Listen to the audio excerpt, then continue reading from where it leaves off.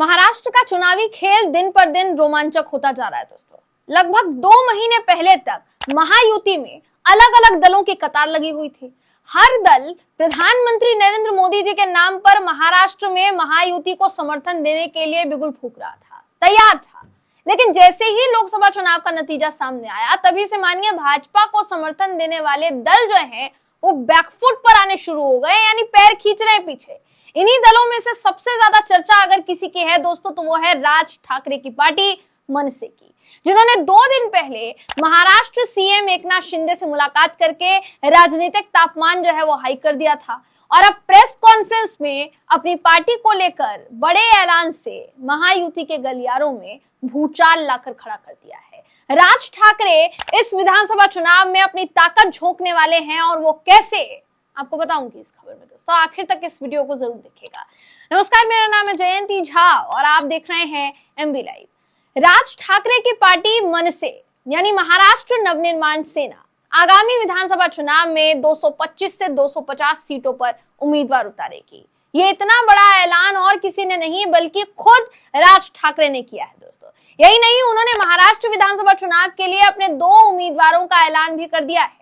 मुंबई की शिवडी विधानसभा से बाला नांदगांवकर और पंढरपुर से दिलीप धोत्रे को महाराष्ट्र नवनिर्माण सेना यानी एमएनएस ने उम्मीदवार बनाया है। इन दोनों नेताओं में से बात की जाए अगर बाला नांदगांवकर की, तो उन्हें राज ठाकरे का बेहद करीबी माना जाता है दोस्तों। वजह क्या है? वजह यह है कि जब राज ठाकरे ने शिवसेना से अलग होकर अपनी पार्टी एमएनएस का गठन किया था, तब से लेकर आज तक बाला नांदगांवकर राज ठाकरे के साथ रहे हैं। इनकी विधायकी की अगर बात की जाए तो 3 बार शिवसेना से और 1 बार एमएनएस से ये विधायक रह चुके हैं। वहीं बात की जाए दिलीप धोत्रे की, तो उन्हें भी राज ठाकरे के सबसे करीबी नेताओं में से एक माना जाता है। राजनीतिक इतिहास भी दोस्तों ऐसा है इनका कि जब ये शिवसेना में थे तब भी इन्हें राज ठाकरे के कट्टर समर्थक के तौर पर जाना जाता था, और आज भी इन्हें कट्टर समर्थक के तौर पर जाना जाता है। हालांकि साल 2009 जब मनसे ने विधानसभा चुनाव में बेहतरीन प्रदर्शन करते हुए लगभग 12 से 13 सीटें जीती थी, उस समय भी दिलीप धोत्रे को टिकट दिया गया था, लेकिन वो बहुत कम वोट से चुनाव हार गए थे। अब 2024 विधानसभा चुनाव के लिए राज ठाकरे ने फिर एक बार उन पर विश्वास जताया है। आपकी जानकारी के लिए बताना चाहूंगी दोस्तों कि 2009 के बाद से जितने भी विधानसभा चुनाव या लोकसभा चुनाव हुए हैं, उसमें मनसे का प्रदर्शन उम्मीद के मुताबिक उतना खास नहीं रहा। लेकिन 25 जुलाई को राज ठाकरे ने अपने बयान में क्या कहा था, जरा वो सुनिए। कहा था कि आने वाली विधानसभा चुनाव में मुझे कुछ भी करके महाराष्ट्र नवनिर्माण सेना के पदाधिकारी कार्यकर्ताओं को सत्ता में बिठाना है। लोग मुझ पर हंसेंगे पर मुझे कुछ फर्क नहीं पड़ेगा, ये तो होने वाला है। राज ठाकरे का बयान था दोस्तों। अब बिगुल तो वो देखिए फूंक चुके हैं कि उनकी जो पार्टी है इस विधानसभा चुनाव में अपने बलबूते पर लड़ेगी।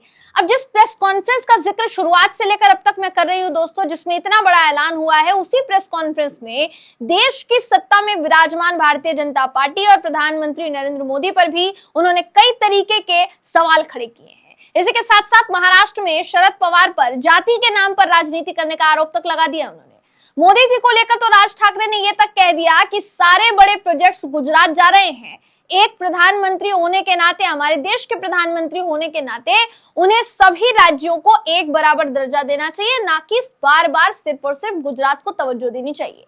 इसी के साथ साथ दोस्तों, जब पत्रकारों ने संविधान खत्म करने से जुड़ा सवाल उनसे पूछा, तो उन्होंने कहा कि विपक्ष को मौका भाजपा ने ही दिया था।